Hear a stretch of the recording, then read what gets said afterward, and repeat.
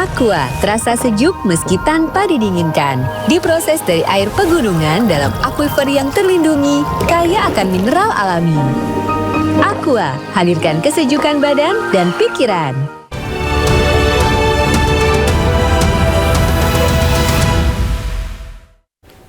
Halo pemirsa, selamat malam. Anda menyaksikan iNews Terkini bersama saya, Arlista Hadi. Pemirsa, jumlah korban tewas dalam banjir bandang di Agam, Sumatera Barat bertambah menjadi 87 orang. Tim SAR memperkirakan masih banyak korban tertimbun yang tidak dilaporkan karena permukiman tersapu banjir.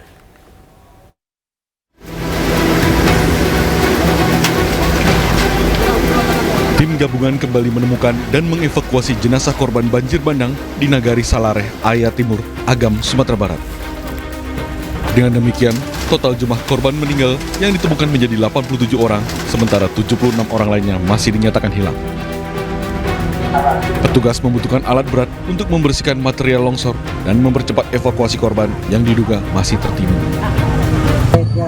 Yang sekarang ini masih berlumpur dan area cukup luas.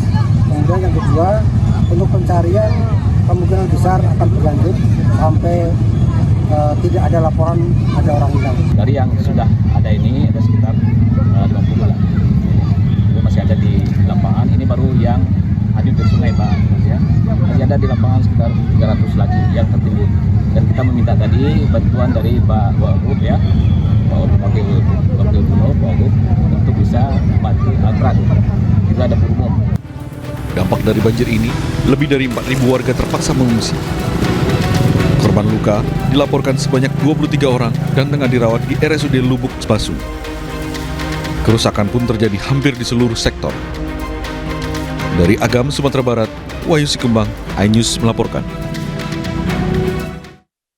Peristiwa banjir bandang dan longsor yang menimpa Sumatera Barat menyisakan kerusakan infrastruktur dan alur transportasi. Tercatat ada 11 jalur transportasi yang terdampak, termasuk akses nasional Padang Bukit Tinggi yang lumpuh total di kawasan Lembah Anai. Gubernur Sumatera Barat Mahyildi Ansarullah menyatakan perbaikan jalur transportasi menjadi salah satu perhatian utama. Hal ini karena putusnya jalur-jalur dari Padang keluar Padang, seperti Bukit Tinggi dan juga Malalak merupakan akses utama. Ia menegaskan saat ini akses Lembah Anai terputus sejak tanggal 27 November. Berbagai sembako pun mengalami kenaikan harga. Perbaikan jalan utama terus dilakukan oleh Dinas PU Sumatera Barat dengan menargetkan akses mobil atau motor sudah bisa dilewati selama 7 hari ke depan. Ini akses ya, ini akses kita sekarang kan terputus. Ya, dari Padang keluar Padang yang terputus. Nah, yang selama ini yang kita andalkan jalur Lembah Anai sekarang terputus. Nah, ini maka perlu percepatan. Ya, karena dan kemudian jalur Malala juga sekarang terputus. Ya, salah satu dari timur itu adalah dari Solo. Itu pun juga berisiko. Berisiko. Nah, kalau itu tuh makanya perlu antisipasi seperti itu. Nah, melalui ini untuk dan demikian juga akses di setiap kabupaten kota. Antar kabupaten kota ini juga dalam kabupaten juga banyak yang itu makanya sinergi ini perlu kita bangun dan nanti minimal kita udah tekankan kepada OPD kita untuk melakukan misalnya kalau belum selama itu terputus sama sekali sudah motor bisa lewat. Kita ke informasi lainnya, pemirsa, ditinggal pemiliknya sejumlah tempat usaha dan mobil terbakar di kawasan PIK Penggilingan Cakung, Jakarta Timur pada Minggu siang. Api berhasil dipadamkan 1 jam kemudian setelah pengerahan 7 unit mobil pemadam kebakaran Jakarta Timur.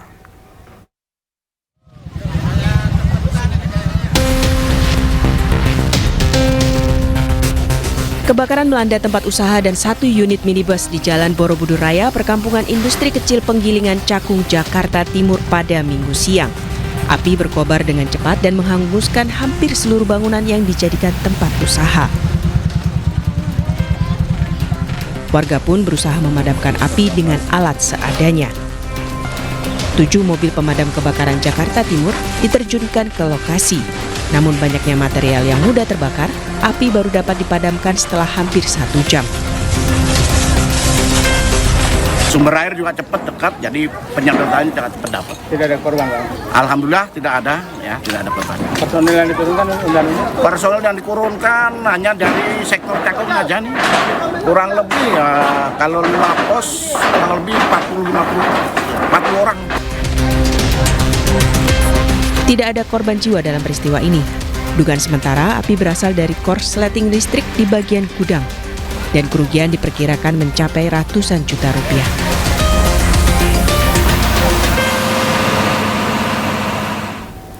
Demikian News terkini, sesaat lagi Anda akan menyaksikan program iNewsroom bersama rekan saya Diandra Mukni.